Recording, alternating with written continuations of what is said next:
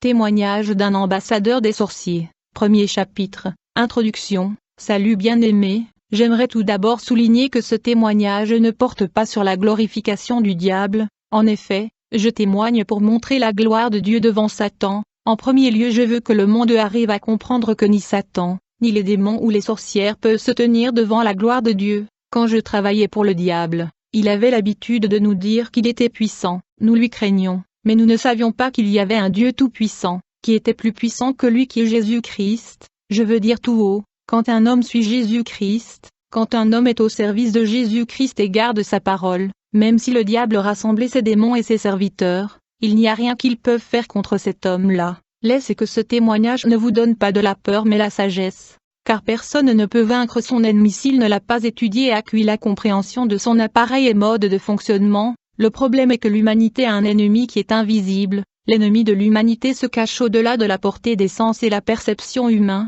En plus de cela, l'ennemi de l'être humain voit l'homme 24 heures sur 24. Compte tenu de ce fait, nous devrons essayer de le comprendre afin que nous puissions le combattre de manière efficace. Je servis le diable pendant 22 ans, et personne dans la famille était au courant de cela. Ils étaient tout simplement en train de profiter de l'argent que je les apportais. J'étais l'ambassadeur des sorciers en Afrique centrale. Aucun sorcier et magicien ne pouvait exécuter et décapiter un homme ou une femme sans ma permission, et pendant 22 ans j'ai commandé 365 démons. Dieu n'a pas créé l'homme pour qu'il puisse souffrir sur la terre. On peut avoir des épreuves et des tribulations dans la vie, mais ces épreuves devront durer une période donnée. Si votre souffrance persiste et se prolonge, vous devez comprendre qu'il y a manipulation et sorcellerie. Je suis en train d'insinuer que vous devez chercher la face du Seigneur Jésus-Christ. La Bible dit, vous me chercherez et vous me trouverez, si vous me cherchez de tout votre cœur. En effet, dès que je travaillais pour le diable, un jour il me dit, Pierre, vous devez comprendre que je ne suis pas de cette terre, je viens du monde céleste, le ciel est mon origine, dans le royaume de cieux je séjournais dans la présence de Dieu durant des âges, je sais qui est Dieu parce que je résidais dans sa présence et sa gloire, je connais Dieu, mieux que ces chrétiens qui remplissent des églises et le suivent. Je sais ce qu'il aime et ce qu'il déteste, je sais comment il travaille. Le diable me dit, Dieu travaille avec le système d'addition et le système de multiplication. La croix du Seigneur de lumière est l'addition et la multiplication. Dans la croix il n'y a pas de soustraction et il n'y a pas de division. Aussitôt j'ai commencé à travailler pour le diable. Il m'a fait savoir que la nuit n'était plus le temps de dormir mais de travailler. Ainsi j'ai passé 22 ans de ma vie à travailler le jour et la nuit pour Satan. La plupart d'entre vous chrétiens sont en train de souffrir parce que vous passez toute la nuit en train de dormir, alors que l'ennemi est au travail. Un chrétien n'est pas supposé dormir lourdement comme un païen. J'étais un grand mystique au Zaïre et dans le pays voisin. J'étais le chef des sorcières en Afrique centrale. Chapitre 2. Mon arrière-plan. Je suis né dans une famille de 8 enfants au Congo, dans la province de Maniema. Quand je suis né je fus baptisé au nom de Kanjo, ce qui signifie solution et délivrance. Ce nom correspondait à ma mission sur la terre. En effet, le Seigneur me connaissait dans l'utérus de ma mère et m'avait mis à part pour son œuvre. Le monde de l'obscurité était en guerre contre ma vie alors que je n'étais qu'un bébé. Ils étaient au courant de la marque et le symbole de Dieu dans ma vie. Je dis toujours dans mon témoignage que la bataille dans la vie d'un homme ne commence pas quand il est adulte, mais plutôt dans le sein de sa mère. En fait, le diable travaille dur pour détruire les bébés qui ont le destin et la mission d'apporter la lumière sur la terre et la solution au monde. Le roi Hérode a essayé de détruire le bébé Jésus parce qu'il était la solution au monde. Je n'avais que 3 mois quand j'ai commencé à subir les attaques sataniques en raison de mon étoile radiante et brillante. J'étais attaqué avec la maladie et je fus emmené à l'hôpital. Mais après le traitement j'ai tout de même succombé à la maladie. Le jour de mon enterrement, alors que les gens emmenaient mon cadavre au cimetière pour l'enterrement, du coup je suis revenu à la vie. Ceci arriva de nouveau quand j'ai mouru pour une 2e fois. C'était exactement lors de mon enterrement que je suis revenu de nouveau à la vie. Quand je suis mort pour la 3e fois, la famille et les gens hésitaient d'aller enterrer mon cadavre. Ils attendaient que je revienne à la vie. Ce fut quand ils ont emmené mon corps au cimetière. Ils étaient en cours de route afin d'enterrer mon corps quand soudainement je suis revenu à la vie. Compte tenu de ceci, mon père dit à la famille, cette fois-ci si mon fils tombe malade nous n'allons plus l'emmener à l'hôpital, mais nous allons l'emmener plutôt vers le charlatan et un médecin indigène. Bien-aimé, si jamais dans votre vie vous avez rendu visite à un charlatan, un médecin indigène ou marabout, laissez-moi vous informer que vous êtes dans la servitude du monde satanique et vous avez besoin de la délivrance. Je suis né en 1955, quelques années après ma naissance. Mon père mourut en 1964 pendant la rébellion de Moulilé. Quand j'étais né en 1955, Lumumba combattait la puissance coloniale. En raison de ceci, les autorités coloniales entreprirent d'étudier l'origine de Lumumba et sa tribu. Ils ont découvert de choses sur Lumumba, entre autres le fait qu'il était né avec plus de 4 kilos. Par conséquent, ils ont promulgué une loi dans la province orientale où il était né. La nouvelle loi stipule que tout bébé né avec plus de 4 kilos doit être tué. Étant donné que j'étais né avec 5 kilos, je devais donc mourir. Cet jour-là, ma mère a pleuré toute la nuit. Quand une sage-femme belge a vu ma mère pleurer cette nuit-là, elle était touchée. Elle dit à ma mère, « Ne vous en faites pas, je vais écrire dans mon rapport que votre bébé est né avec 3 kilos. » Ce fut de cette façon que j'ai été sauvée de lois coloniales diaboliques qui avaient pour but de détruire les enfants ayant la marque et le symbole de Dieu. Il faut savoir que quand Jésus était bébé, il y avait une loi promulguée par le diable de tuer les bébés, car parmi eux il y avait le roi de Juifs, et quand Moïse était né, il y avait une loi promulguée par le diable de tuer le bébé juif. Je suis né dans une famille musulmane, mes parents et ancêtres étaient musulmans. Je suis allé à l'école coranique où j'ai étudié le Coran. Après mes études, je fus ordonné en tant que ministre. Après mon ordination, je fus attiré par le maraboutisme. Quand je suis devenu un marabout, j'ai commencé à collaborer avec Lucifer. Je suis devenu collaborateur de Satan, l'entité qui est l'ennemi de l'humanité et les chrétiens. Bien-aimé, celui que vous opposez et combattez était mon maître, celui que vous envoyez le feu était mon ami, mon patron et mon Dieu pendant 22 ans. Laissez-moi vous prévenir, chers chrétiens, vous êtes en guerre et en conflit avec des puissances, des forces invisibles et leur maître Satan. Vous devrez donc l'étudier et comprendre ses stratégies et son mode de fonctionnement afin de le vaincre. J'ai passé 22 ans au service du diable. Chapitre 3. Mon initiation à l'occultisme. Le tout a commencé dans la ville de Kisangani en 1977. Quand mon père est mort, à la suite de la mort de mon père, la famille était frappée par une pauvreté extrême. Ainsi, je dis toujours aux chrétiens de demander à Dieu de les délivrer de la pauvreté. Il est l'une des racines de tous les maux. En fait, beaucoup sont dans le vol à main armée en raison de la pauvreté, beaucoup sont dans la prostitution en raison de la pauvreté. Pour cela nous devons donc appliquer le principe biblique pour en sortir. À la suite de la mort de mon père, mon frère aîné me transporta de la ville de Kindu à la ville de la province Kisangani. Je n'avais que 11 ans à l'époque, j'étais dans la misère extrême et la pauvreté. Cela avait atteint un point où j'avais du mal à trouver quelque chose à manger. Un jour j'ai passé 2 jours sans manger. Je me souviens, j'avais 15 ans. Ce jour-là je parlais en moi-même et je disais dans mon cœur, si seulement j'avais de l'argent j'aurais pu manger ceci et cela. Quand un homme est dans la pauvreté extrême, il est plus proche du diable qu'il le pense. Sans ce temps extrême que le diable vient pour suggérer des choses aux gens dans leur esprit, alors que je parlais en moi-même dans mon cœur,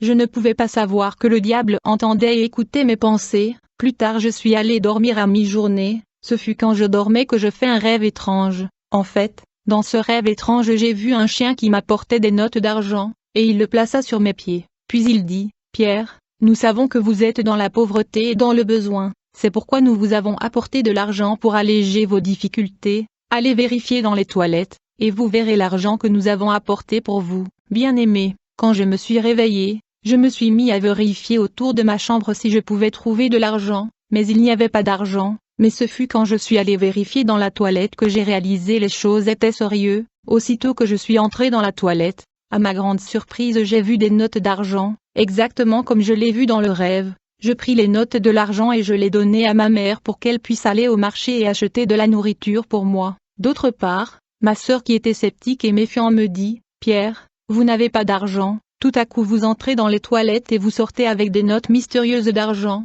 Moi je ne veux rien avoir avec cet argent mystérieux. » En plus de ceci, ma fiancée a également refusé de toucher cet argent. De l'autre côté ma mère me dit, « Il n'y a rien de mal avec cet argent, et je vais l'utiliser et rien ne va nous arriver. Laisse que ce qui va arriver à mon fils m'arrive. » Sans tarder ma mère est allée au marché et a acheté la nourriture et les a cuits pour moi. J'ai mangé cette nourriture avec ma mère, mais cependant tout le monde refusa de toucher cette nourriture. Mais aussitôt que j'ai fini de manger cette nourriture que maman avait préparée, j'ai entendu une voix dans mes oreilles qui me dit, « Pierre, étant donné que vous avez déjà utilisé notre argent, vous ferez ce que nous allons vous dire. Maintenant que vous avez fini de manger la nourriture que vous avez achetée avec notre argent, vous devez aller au cimetière local afin de recevoir des instructions que nous avons pour vous, et vous ferez ce que nous allons vous dire. » Plus tard ce jour-là, je suis parti vers le cimetière. et alors que je me rendais au cimetière local de Kamba, dès que j'ai emprunté la route allant vers le cimetière,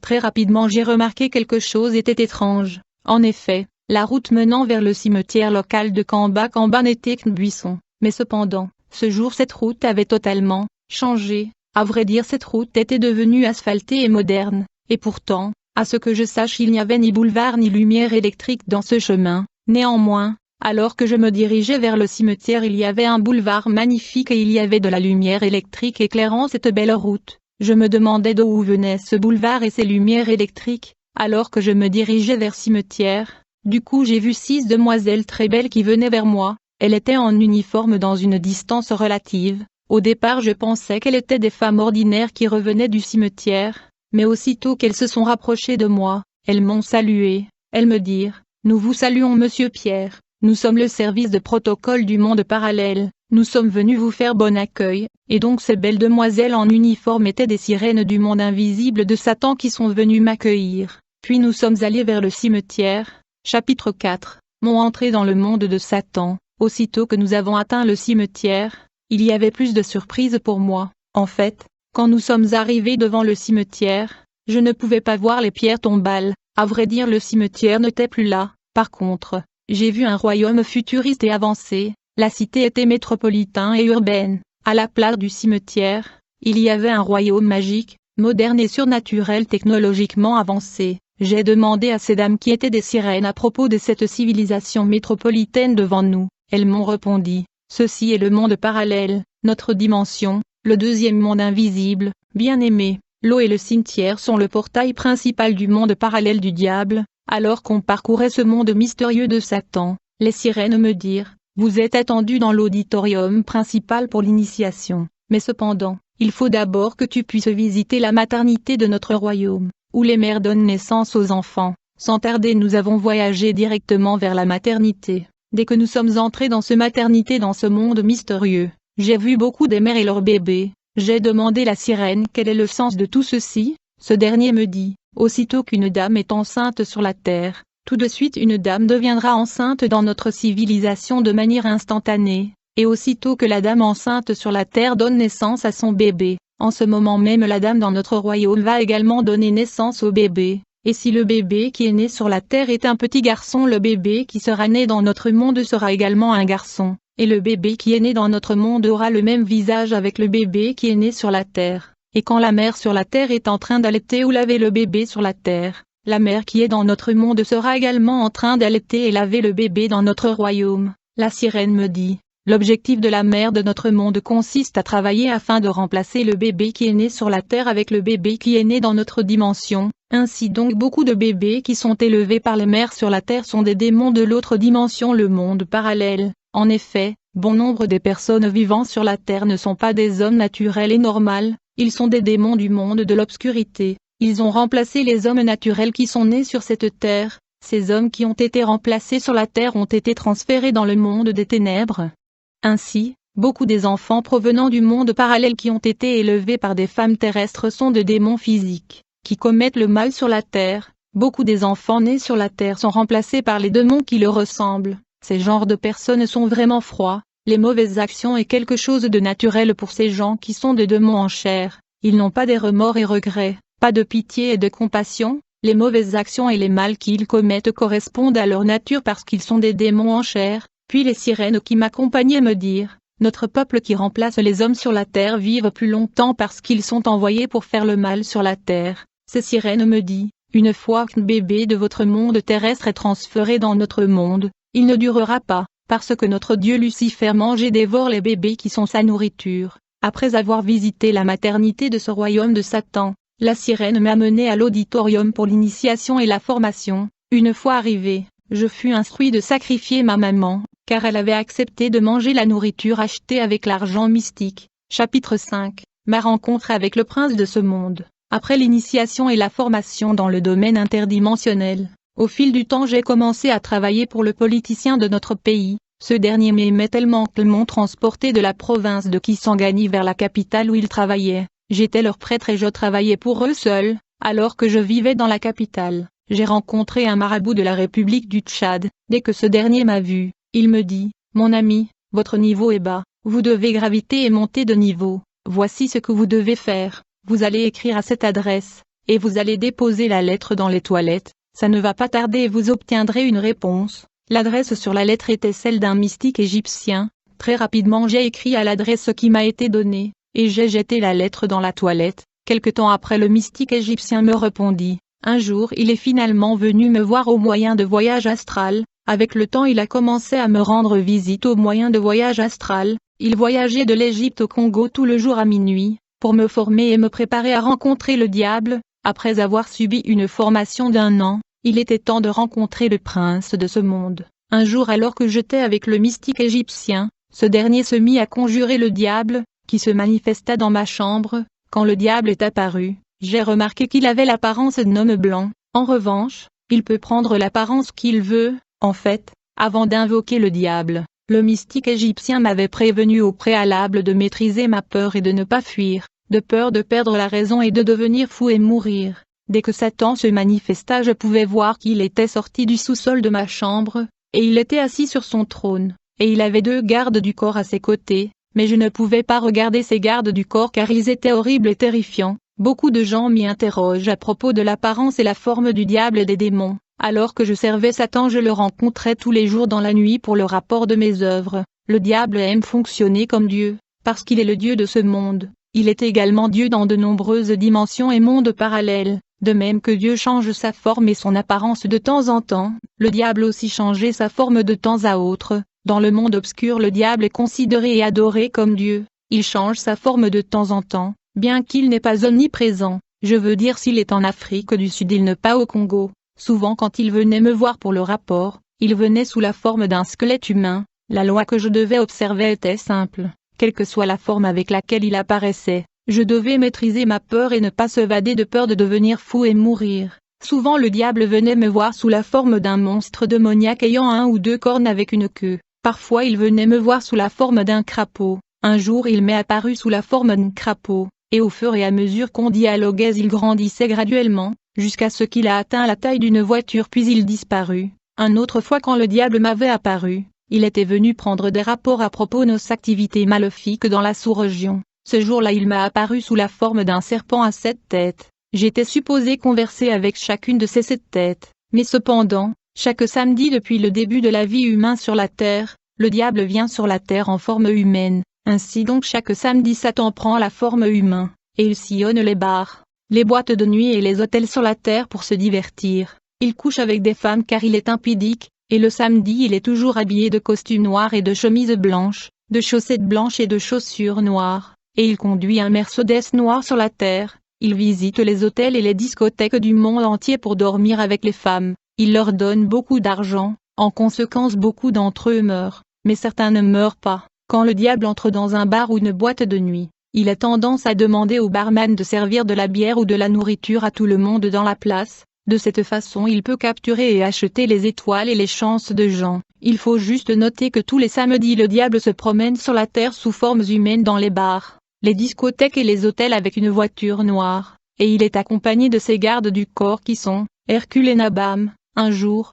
le diable me dit, Pire, même si je peux donner de l'argent aux gens, je ne peux pas les laisser avec mon argent, je dois le reprendre, raison pour laquelle le diable reprend toujours ce qu'il a donné aux gens qui viennent à lui pour de l'argent, et donc le démon et le diable prend la forme humaine et marche parmi les hommes sur la terre mais personne ne peut le reconnaître. Alors, ce jour-là dans ma chambre quand le diable s'est manifesté avec ses gardes du corps, il me dit, Pierre, aujourd'hui je te nomme ambassadeur de tous les sorcières en Afrique centrale, tu vas superviser l'exécution et la décapitation des victimes. Le diable me dit, Pierre, à partir de ce jour, tu ne te reposeras plus, tu ne dormiras plus la nuit, tu vas travailler pour moi sans repos. Il faut que tu travailles durement afin que nous puissions gagner plus des âmes que le royaume de Dieu, de sorte que la majorité de l'humanité puisse nous rejoindre dans le lac de feu et de soufre.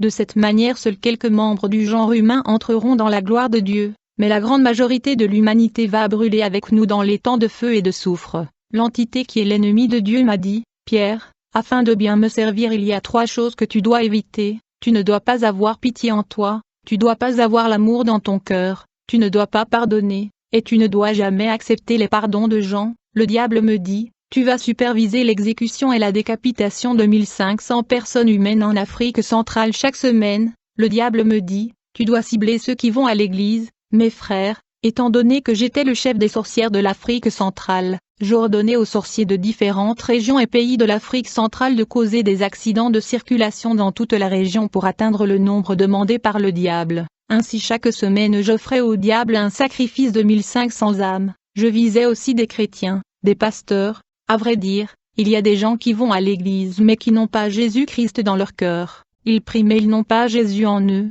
Ils étaient mes victimes. Beaucoup de gens jouent avec la chose de Dieu. C'est ainsi que j'ai réussi à détruire les chrétiens qui citaient même le nom de Jésus-Christ contre moi. Ils citaient le nom de Jésus mais ça ne fonctionnait pas contre moi. Il ne suffit pas seulement de citer le nom de Jésus, vous devez avoir Jésus dans votre cœur et marcher selon sa parole. Le diable me dit, étant donné que tu vas travailler sans repos pour mon royaume, je te donne 365 démons qui vont t'assister et te servir. Je te donne 365 démons car il y a 365 jours dans une année. Ainsi donc pendant 22 ans, je commandais 365 démons qui étaient soumis à mon autorité. Le chrétien doit comprendre que le diable et les démons ne se reposent pas. Ainsi, chaque jour est une guerre spirituelle perpétrée contre l'Église et l'humanité. Après mon initiation, le diable me donna 4 démons courts. Pour travailler avec moi, ces démons sont des destructeurs. Ils travaillent contre l'humanité depuis le début des temps. Ces 4 démons sont positionnés aux 4 coins de la terre. Ils sont macrocéphales.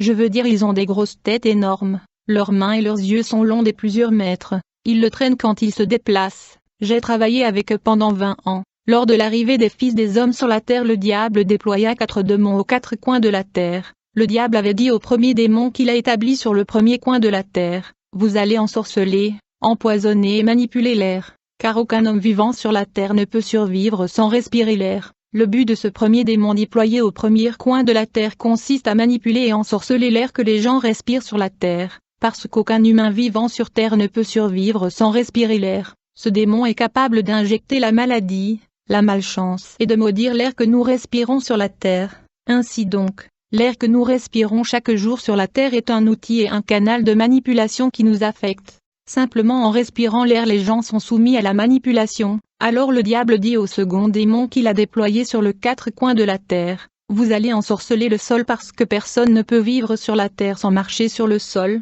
Ensuite le diable dit au troisième démon déployé aux 4 coins de la terre, vous allez ensorceler et manipuler les eaux sur toute la terre, parce que les humains dépendent de l'eau. Les gens de la terre ne peuvent pas se passer de l'eau, ils se lavent avec de l'eau, ils cuisinent avec de l'eau. Le but de ce troisième démon déployé aux 4 coins de la terre consistait à envoûter et manipuler de l'eau sur la terre. En effet l'eau représente 70% de la terre, et donc même l'eau que nous buvons est utilisée comme outil de manipulation par le monde obscur de Satan, que ce soit l'océan, la mer, le fleuve et le ruisseau, ils sont tous ensorcelés et manipulés par ce démon. Frères, il faut comprendre qu'au fond toutes ces eaux sur la terre, il y a des agglomérations, des métropoles et des villes urbaines. Il y a des royaumes et des civilisations, et donc sous les océans, les mers et les ruisseaux, il y a des maisons et des gens qui y vivent.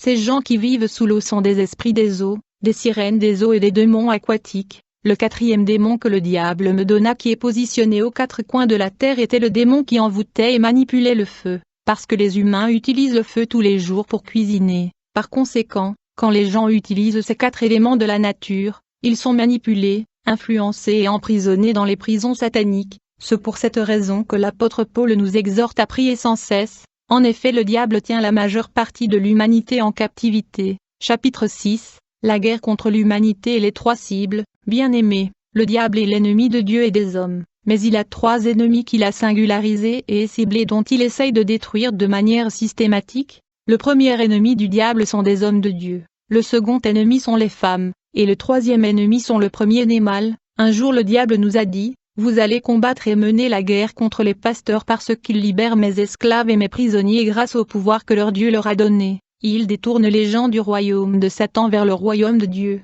Vous allez leur envoyer des femmes, vous allez habiller ces femmes avec la beauté de mes servants les sirènes, et vous allez envoyer ces femmes vers les églises. Frères, la tête des hommes de Dieu coûte cher dans le monde obscur de Satan. La fornication est l'arme principale et stratégique déployée par le monde de Satan pour causer la chute des hommes de Dieu puissants. Et une fois qu'un homme de Dieu couche avec une femme habitée par les esprits de sirènes des eaux, il va perdre son onction et sa puissance. Dans la Bible, Joseph avait une étoile qui brillait parce qu'il était supposé devenir grand, c'est pourquoi il a dû faire face à la haine du diable et de sa famille, mais la dernière tentative du diable contre Joseph était les relations sexuelles illégales. Le diable déploya la femme de Potiphar contre Joseph pour capturer son étoile, mais ce dernier échappa à l'embuscade de Satan de justesse. En plus de la fornication, le diable utilise l'amour de l'argent et de la cupidité pour neutraliser les hommes de Dieu. Le deuxième ennemi de Satan sont les femmes. Le diable est en guerre contre les femmes parce qu'elles ont donné naissance à Jésus-Christ. La Bible dit, « Je mettrai une inimitié entre toi et la femme,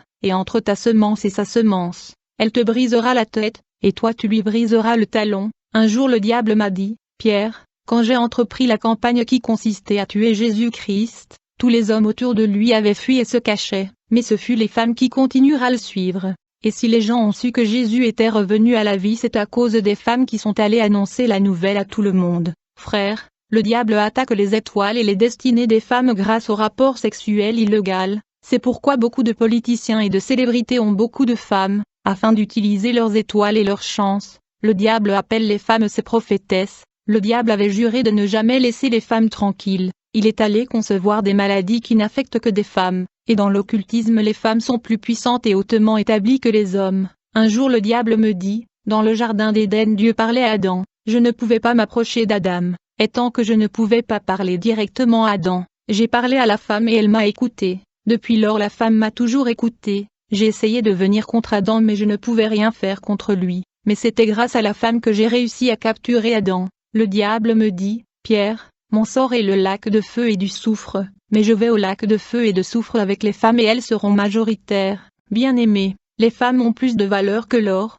et Dieu peut utiliser les femmes si elles se rendent disponibles, et Dieu écoute la prière de femmes plus facilement que celle des hommes. Quand une femme sait comment se mettre en prière sur ses genoux, son mari sera sûrement béni. Nous savons que les parents aiment leur dernier enfant, et nous savons que la femme est la dernière création de Dieu. Il y a un pouvoir que Dieu a placé sur la femme qui n'est pas chez les hommes. Finalement, le troisième ennemi de Satan sont les enfants premiers-nés mâles. Dieu avait dit Moïse, « Mettez-moi à part le premier-né parce qu'ils m'appartiennent. » Le diable est contre tout ce qui appartient à Dieu. Quand le Seigneur dit que tu lui appartiens, comprends que tu es en guerre avec le diable. Raison pour laquelle la vie des enfants premiers-nés mâles est compliquée. Quand j'ai été initié dans l'occultisme dans le monde de Satan, immédiatement après avoir signé le pacte, je fus envoyé au fond du fleuve Congo pour se marier avec une sirène. En fait, j'ai été englouti par un serpent pendant 3 jours, comme Jonas qui a passé 3 jours dans le ventre du poisson. Plus tard, le serpent m'a vomi sous le fleuve Congo, dans le royaume de Sirène.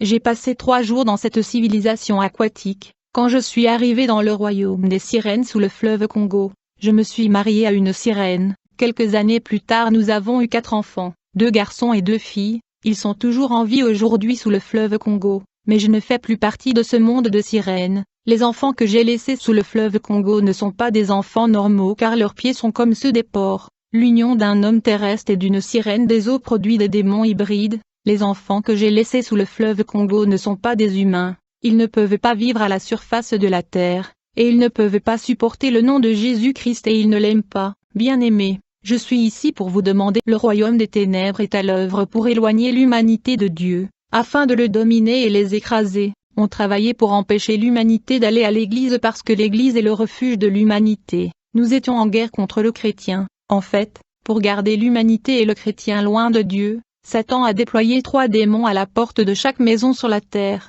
en particulier les maisons du chrétien, afin de les dominer et les maîtriser. Ces 3 entités démoniaques positionnées devant le porte de chaque maison sur la terre sont le démon de la lourdeur, qui est supposé vous empêcher de prier et de lire la Bible. Le second démon positionné devant votre maison est le démon de la faiblesse, qui est supposé vous empêcher d'aller à l'église pour participer au culte. Et le troisième démon que Satan a placé devant votre maison est le démon du sommeil spirituel, qui est supposé vous empêcher de vous réveiller la nuit pour prier. Si vous voulez être un croyant victorieux, vous devrez surmonter la nuit et le sommeil. Une fois qu'un chrétien aura surmonté le sommeil, il va maîtriser la journée. La nuit est une partie de la journée caractérisée par l'intensité et l'accélération de la manipulation et activité satanique. Les gens meurent davantage la nuit que le jour. Quand j'ai rencontré le diable pour la première fois, il m'a dit, « Pierre, tu ne dormirais plus jamais la nuit, tu vas travailler jour et nuit. » Et pendant les 22 ans que j'ai passé dans le satanisme, je ne dormais jamais la nuit. Pendant que les gens dormaient,